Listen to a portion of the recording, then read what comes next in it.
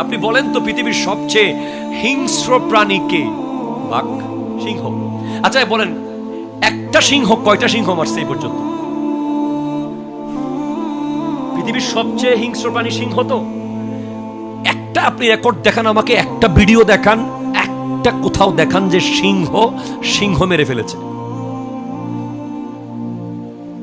দেখাইতে পারবেন? কোনদিন কোন সিংহকে মারছে? বরং অন্য প্রাণী থেকে বাঁচাইছে। সেকেন্ড, যদি হিংস্র প্রাণী বলেন বাঘ।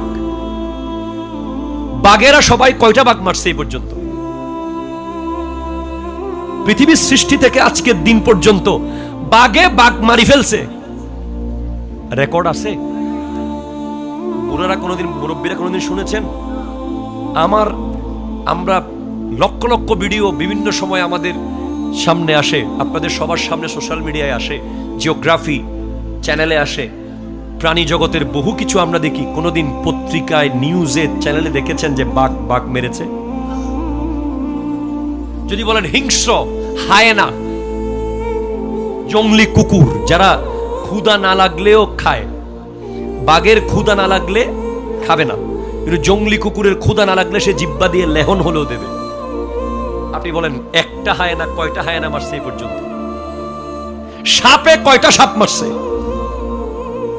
বিড়ালে কয়টা বিড়াল মারছে? কুকুরে কয়টা কুকুর মারছে? শুকরে কয়টা শুকর মারছে? একমাত্র মানুষ মারছে। কথা বলেন ঠিক কিনা? কথা বলেন। যে ব্যক্তি একটা মানুষের জীবন বাঁচাবে, ফাকান্নামা আহইয়ান নাস জামিআ, সে সমস্ত জগতের মানুষের জীবন বাঁচালো। আর যে ব্যক্তি একটা মানুষকে মেরে ফেলবে, ফাকান্নামা কাতালান নাস জামিআ, সে গোটা জগতের মানুষ মেরে ফেলেছে। অথচ মানুষ নাকি আশরাফুল মাখলুকাত। মানুষের অবয়বে আল্লাহ আমার নবীকে পাঠিয়েছেন, নূরের নবীকে। মানুষের জন্য জান্নাত, মানুষের জন্য ইজ্জত, মানুষের জন্য সম্মান। কোরআন বলছে লাকাদ কাররামনা বনি আদম, আল্লাহ বনি আদমকে সবচেয়ে সম্মান দিয়ে রেখেছে। মানুষের জন্য আদন, খুলদ, নাঈম, মাওয়া, দারুস সালাম, দারুল কারার, দারুল মাকাম, জান্নাতুল ফেরদাউস। বাঘের জন্য জান্নাত আছে? সিংহের জন্য, সাপের জন্য, কুকুরের জন্য, শুকরের জন্য নাই।